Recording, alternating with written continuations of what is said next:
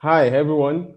Trust you're well. This is Adegoke Omotola, Coach Adegoke Omotola. I have with me Coach Bumi Ojomo, and we're looking at money in relationships. Money in relationships. Can you introduce yourself, please, Coach? Good day, Coach Adegoke. It's a pleasure to be on your platform. Thanks for inviting me again. I love to be, to add value, to come to add value on your platform. So thank you. Um, so good day, everyone. My name is Bunmi Ojomu again. So I'm a John Maxwell certified leadership coach and a finance professional. I have about 30 years of experience in various multinational FMCGs. So I help you to grow your leadership as well as your financial acumen in order to help you make effective decisions in your business and personal finances. I'm happily married for about 26 years and I have lovely children. So thank you for having me once again, Coach. Thank you. Thank you. It's a pleasure. Now, tell us. I know you're a leadership coach. Just tell us a bit of a background as to, your professional experience, your career. How you got to this place. Okay. So as I said, I've had my career basically in finance. Um, Yeah. I'm a fellow of the Institute of Chartered Accountants, principally, and I've had the privilege of working in a number of multinational firms for an extensive period, you know, and I've had to do roles across finance, like financial accounting role, management accounting role, treasury, tax, So cutting across finance generally is what I've done. And also, I was privileged to um, enroll for the John Maxwell training, and that's been phenomenal. It has exposed me to a lot of basic principles in leadership and things that blew my mind that I didn't even know. Whilst I started my career, learnings that Wow. I think would have helped me even in my growth. If I had known all of those things by then. Um, but all works together for good. So that's why today I'm also in coaching because of my experience with John Maxwell. So that's how my journey has been in brief. Thank you. Awesome. Awesome. Now we want to talk about money in relationships. I know you've been dealing with money since day one. For about 30 years, and you're also a finance leader. Now, Yeah. how important is money? That is a fantastic question. So to start with, I think it's a beautiful time to talk about money in relationship at the time that we are in now, and money is absolutely critical. So even leave relationship aside, talk about for an individual, what would you do without money? So you need money to cater for your basic needs, and every other thing, say shelter, clothing, feeding, what have you, and beyond even the basics, everything that you need to do, going out and coming in, you can't do without spending money.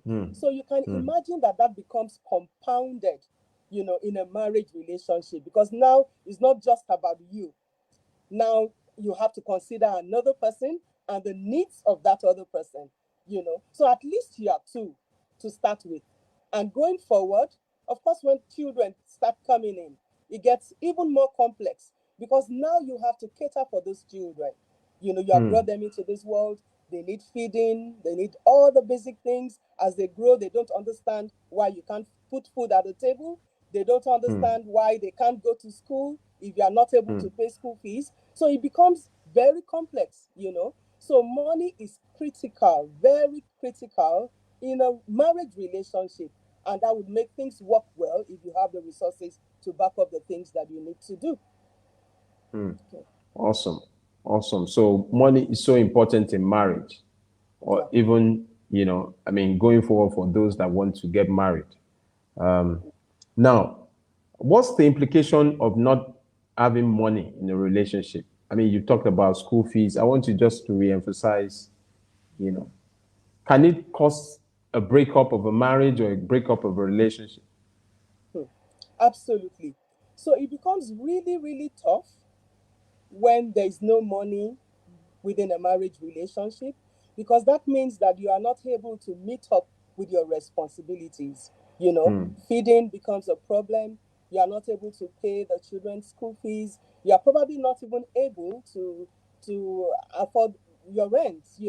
So it becomes really complex. You need to now necessarily depend on other people. So either you are looking for loans or you are looking for grants, one support or the other, from one person or the other. So it Hmm. makes you vulnerable. Your Hmm. wife is going there, out there to get support from anyone she can get support from. You are also out chasing people that can support you. So you are exposed, you are vulnerable. Hmm. Unthinkable things might begin to happen. So we don't even want to talk about that. What happens when, a woman goes out there desperate for money because children cannot feed, because children cannot go to school. So over Hmm. time, you start to have frictions. It's natural that Hmm. you begin to have frictions in your home. There's no tolerance. You become aggressive. You cannot stand the other person any longer. It's not paying the bills. So you Hmm. get irritated. Then there are issues. And before you know it, the marriage goes down the drain. You know, Hmm. a songwriter says, "No romance, no finance without, no romance without finance," and that's absolutely hap. Hmm. Because the wife walks away. The man can even Hmm. abandon the family because he's tired of the responsibility. He doesn't know what to Wow. do. He leaves his wife and his children, yeah, and he goes running wherever. Hmm. Sometimes it's the woman, and what happens to the children? So Hmm. this Hmm. can really create a big problem in marriages. It can. Wow. If you just joined us, we're looking at money in relationships, and I'm so privileged to have on the platform. This is just, a special edition of, our sessions that we usually on Leadership Talk with Adegoke. But we just decided to speak on the issue of money in relationships. And I have with me Coach Bumi Ojomo, and she's a finance leadership coach, and she's speaking to the issue of money in relationships. Now, I want to speak to this. Who should be earning the most in marriage? Is it the husband or the wife? Does it matter? That's an interesting question. Okay. So in a marriage, uh, to start with, I don't think it really matters who is earning the most. What is important in a marriage is that oneness, and oneness even in your finances. Yeah. So when you have oneness in your finances, when my money is our money, then it doesn't matter who earns the most. So it's about the oneness. So oneness in Hmm. terms of maybe joint financial planning, that Okay. transparency, that my spouse is aware how much I earn. Maybe I bring 100 to the table every month. I'm aware what he earns. Maybe he brings 200 to the table, and we Yeah. know that as a family we have 300. And Hmm. then with that 300 on the table as a family, we can jointly plan to cover our needs. So Hmm. we can even go to the details of having a budget and thinking ahead of our needs. So just to answer your question, I don't think it's important who earns the most. So where the Hmm. wife is earning more than the husband, and of course that's the reality of many marriages. It's actually the reality of a lot of marriages, today. Is But it is it where now that is it now happens, is it nowadays or I think it's probably more common now. It may have been even in the days of our mothers, yes, but it's probably more common now because more women are out there working now.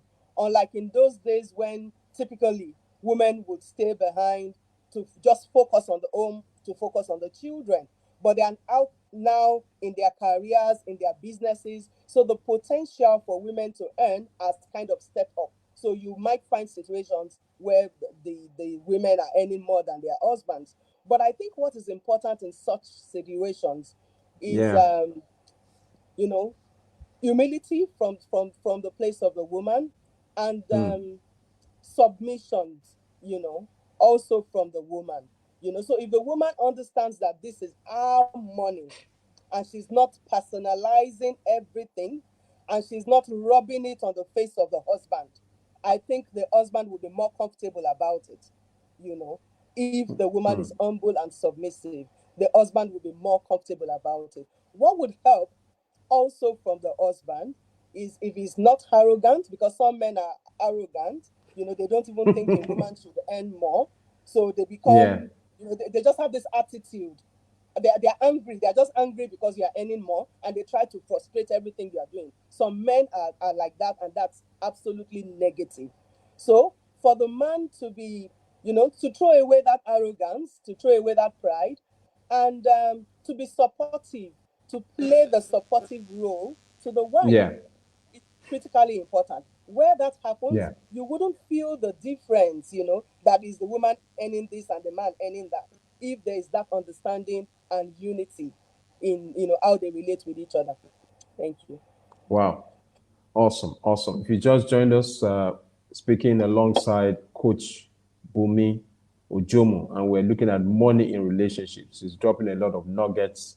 I mean, adding so much value. We just want to celebrate you and thank you for coming on the platform to share your wealth of experience in this area. We want to say that you've gathered a lot of experience and you're the right person to speak to this topic. Now, when it comes to the issue of school fees, who should pay the school fees? The husband and the wife? Okay. So just as I was saying, uh, the family finances should be jointly planned. You know, Okay. So I talked about the oneness. I talked about spooling the resources together. Such that Okay. if I'm earning 100, my husband is earning 200, we have a 300. So then we can plan that 300 as a pool fund that we have as a family. So we know that we Okay. need to meet up with these needs when we break it down. Yes. So it wouldn't matter Yes. if now is the wife's money or the husband's money, because as I said, it's our money. So what is important is a joint financial plan. Hmm. So the money could come from anyone, but it's our money, it's joint money. So we can deploy it for school fees if that's what we want to place priority on. We can deploy for any other thing else. It doesn't matter whose pocket exactly the money has come out from. I Hmm. think Hmm. in a good Awesome. relationship that works well, that's how it should work. Okay.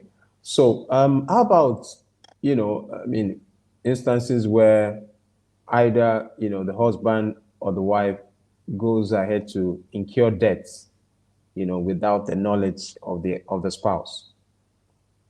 Okay, so that happens, and that's quite unfortunate. So I think that there should be transparency, in relationships. I would appreciate to know, what my husband is going into, even financially, what commitments he's making, On your and that behalf. helps because if we are transparent, if we talk about these things, if we are open, if we plan together, then we can even be accountability partners, to Hmm. each other. So you can Hmm. discuss with me to say, oh, honey, I need to raise this 10 million, and I'm Hmm. asking questions. So why do we have to? What do we need it for? Hmm. So asking questions alone, you might find out that, we have a way around. We don't need, to pick up the loan. And if we jointly agree to go ahead and pick that facility or, pick a debt from somewhere, then we Yeah. are jointly responsible. We can Awesome. also, we are conscious that, oh, we have this obligation, So Yeah. whatever we earn going forward, we should be setting something aside from that to offset that obligation. So the wife then becomes conscious of the fact. That's not when she's thinking of Ashwebi, you know. Hmm. That's not when she's thinking of, oh, I need to buy gold, I need to buy, you know. A prudent wife would put all of that aside, would be Awesome. conscious that, oh, we have this obligation, we have this exposure, and then would also support the husband in ensuring that that debt is paid as at when due. Hmm. Otherwise, she just goes ahead and she's spending money. She doesn't even know. So it Hmm. ends up in a big problem.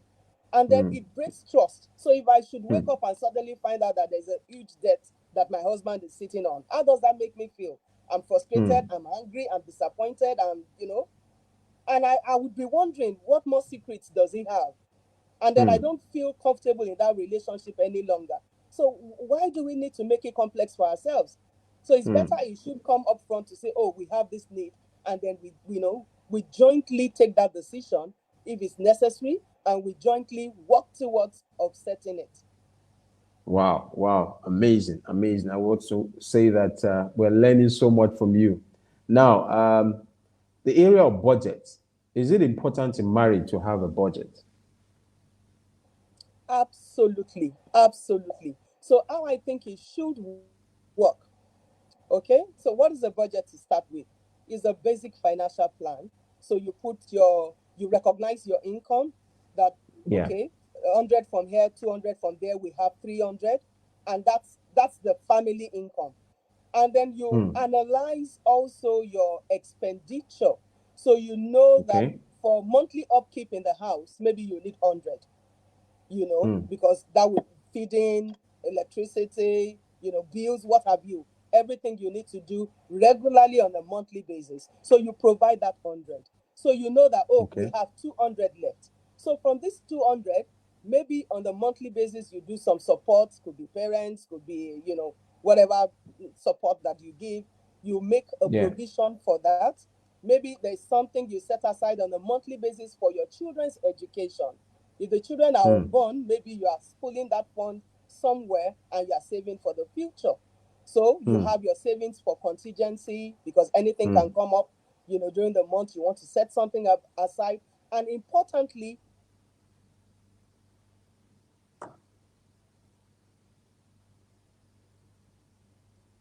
Wow.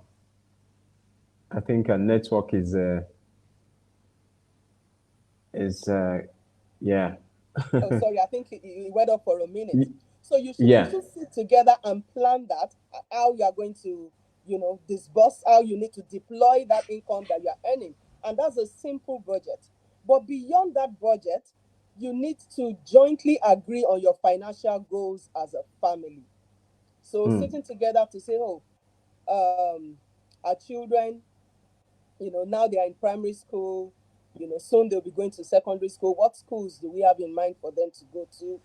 Yes. How expensive is that school? What would we need by then? And you are thinking of it now. Is it even possible for you to decide to take up education insurance, for instance, to cater for your children's need? So there's something you're putting aside, putting in a fund, that would support your children's education in the future. So it's good to have health insurance as well. So maybe you are working in organizations that has that covered already. There's an HMO, but if you are Yeah. not, you probably also want to put that in place. And why is that important? So we know there could be, sudden health issues, and you go to the hospital, you need to pay so much, But if you have put that as a flat fee that you pay to your HMO in the beginning of the year, whenever you have to go to hospital, you are comfortable to walk in because you know you have a coverage for that already.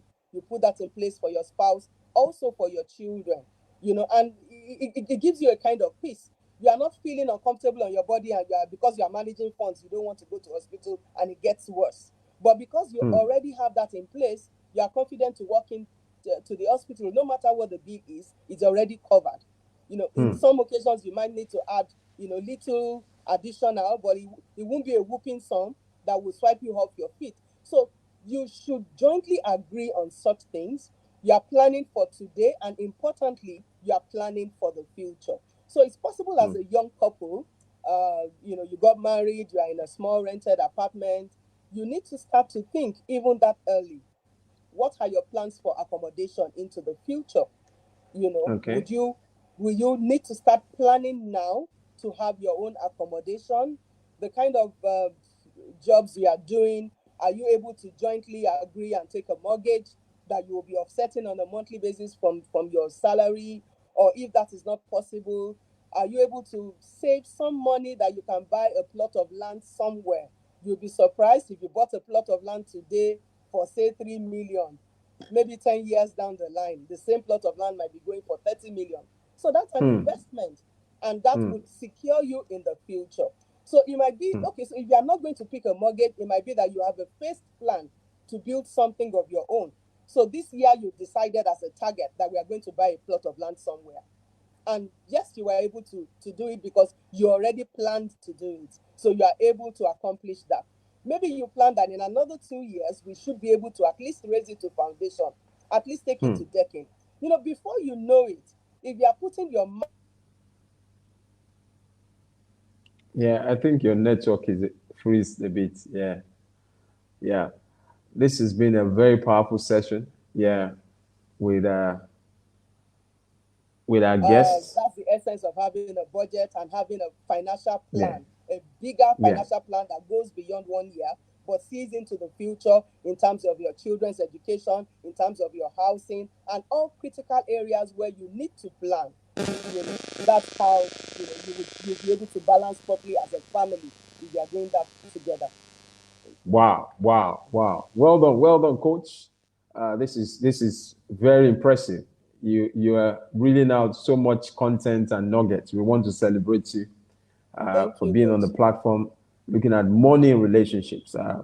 Your experience is well appreciated. You are most Thank you, welcome. Coach. Now, I want to find out, this issue of joint accounts. Is it okay to have joint accounts, or is it mandatory, or something we should look at as husband and wives? Okay. So it's good to have a joint account. It's not mandatory, it's not compulsory. It's good to have it if you agree to, if you are aligned, and you are also aligned in your money habits, Okay. and you want to have a joint account. It's perfect. There's nothing wrong with it. So many couples would run a joint account. But what is more important is a joint financial plan. Okay. Is planning your finances together. So you may Awesome. not have a physical account together as Mr. and Mrs. It's possible you don't even have, but you may be aligned in how you are spending your money. And that's what is absolutely important. Being aligned in how you want to spend your joint income, having a plan for that, and following that plan as much as possible. Having that unity, having that oneness, even in your finances. So even if you don't have a physical account as Mr. and Mrs., but pulling your finances together and planning it together, spending it together is what is more important. Wow, awesome. So there has to be an alignment Yeah, between the husband and the wife, absolutely. so that Absolutely. the finances are in order. Now, I want you to, just advise young couples that are just starting off, because there's that tendency for one person to go out there and begin to acquire, things. Oh, my friend is having a party. I want to buy a new bag.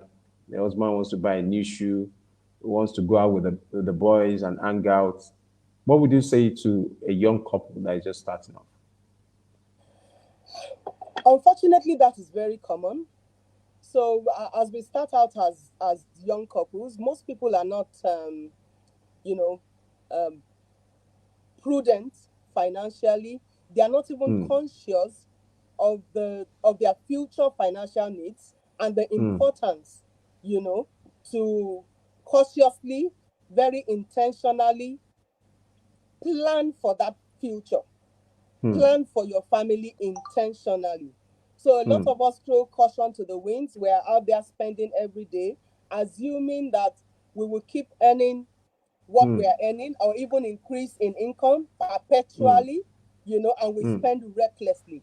But after a number of years, if you look back at the volume of money that you have handled and what you have to show for it, you will find out that there's a big misalignment.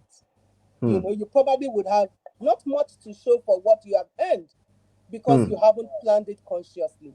So, as a young couple, it's critically important for you to start to plan your finances, you know, to cover your daily needs as at today, but not just that, to save something and invest something, plowing into, whatever assets will bring returns to you, that would compound over time, and cater for your needs in future. So if you are not planning, it will be difficult for you to have your own accommodation, for instance. You don't want to rent a place perpetually because you know what inflation is and what you need to pay to the landlord. You can't do that forever. So you need to plan that. You need to plan your children's education, importantly, very, very critical. And how you do it is to set your money aside consciously and invest it consciously so that it begins to compound, to work for you, and to cater for that need in the future. Wow, wow. So essentially, that is it. Awesome, awesome. If you just join us, we're looking at money in relationships, and I have with me on the platform an amazing lady. She's a financial leader, and she's showing up. She has over 30 years experience in the finance industry, and she's showing up to add value on money in relationships. Her name is Coach Bumi Ojomo. Thank you so much for honoring our invitation. Now, I want to just ask two more questions. Now, for those who are, going towards that stage of retirement, what would you like to? Is there any advice that you have for them as they, husband and wife relationships, getting close to retirement? Yeah. Okay. So to start with, retirement planning shouldn't start when you are close to retirement. So retirement planning should start even from earlier on in your career.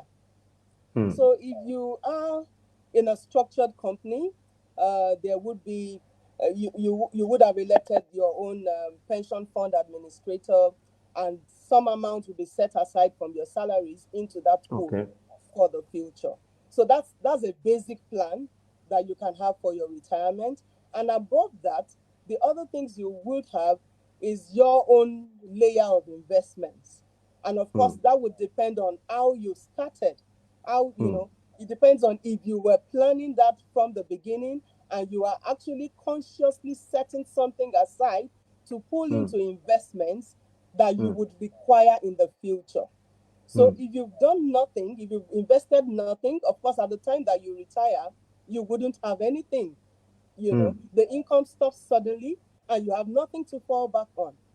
If you are lucky to have a pension scheme that forms, the basic minimum, and depending on what investment that you have there, it might cover your basic needs, but it's possible that it also doesn't. So you should have prepared something aside by yourself from your investments. So for instance, you could have invested in properties, maybe you have rental income as well. Maybe you have bought assets that you can sell off at a particular time. It's possible you bought a plot of land, for instance, only for 3 million, and it's now 30.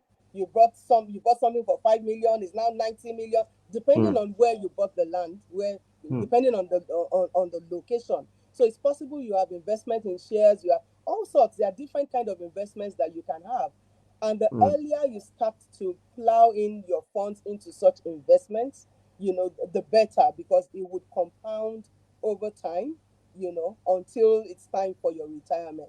But if you are going to retire in the next 2 years and all of a sudden, it's just occurring to you that, my God, in 2 years I'm 60. What can I do? It might be a bit late, However, whatever it is that you have, then set it aside and put it in something that will add value for you in future. So that's what Awesome. We've almost, done 30 minutes, and Wow. I just want to make it short and sharp, but it's been highly impactful. I'm so pleased, and I'm sure that our listeners and our audience would also get a lot of value as they jump into this session.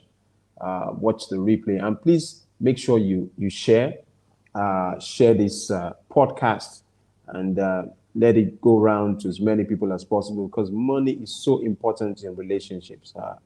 Money is critical, even at this time when we have disruptions in the economy globally. Now, finally, if our listeners want to reach you, how can they reach you? All right, that's brilliant. On Facebook, I'm Bumi Ojomo.